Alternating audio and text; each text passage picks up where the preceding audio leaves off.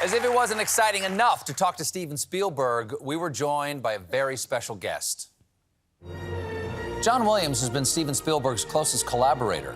They've worked on nearly every project together, from 1974's Sugarland Express to The Fabelmans, which marks John Williams' 53rd Oscar nomination. He's been responsible for some of the most iconic scores in film history.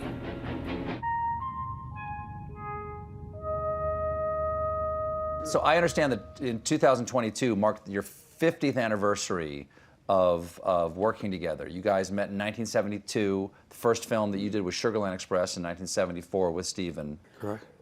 Is it true that you guys met on basically a first date that somebody else set up?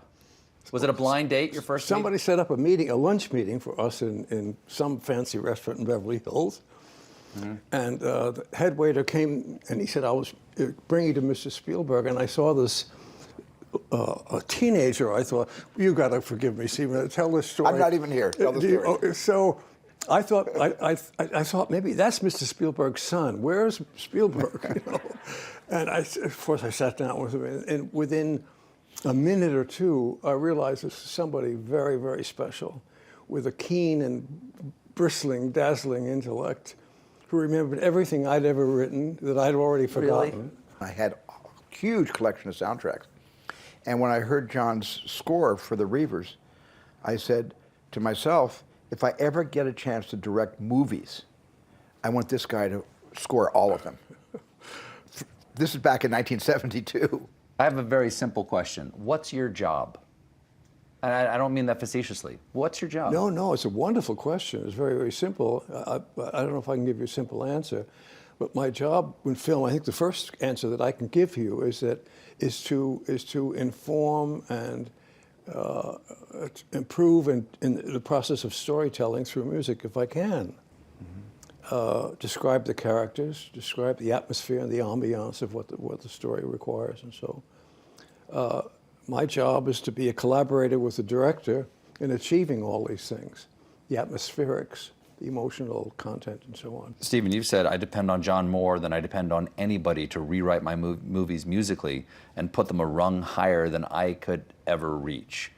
What do you think it is about John that allows him to understand your intention and to amplify that in a way that you can't reach yourself? Well, John puts a lot of stock in the first impression of watching the story on spool when he sees the film for the first time. And he puts a lot of stock in that. And I think there is some kind of something happens which is beyond, certainly way beyond my ability to sort of do an autopsy on the genius of John Williams. I don't know how to do that. I just know that something happens. The film connects with Johnny. Johnny has ideas as he's watching the film.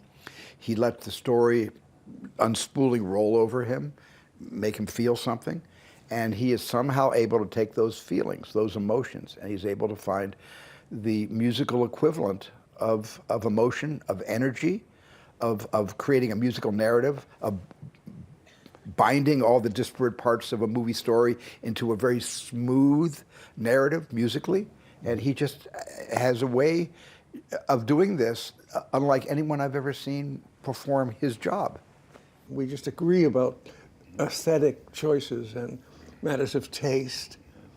We've never had an argument. No, never. Really? No. We never have. 29 films we've done together. That's really surprising. Maybe, no. Is it because you both acknowledge each other's lanes? And that you're both, a master speaking to a master? Well, I don't think it's that as much as we're in the same lane, and without playing bumper cars.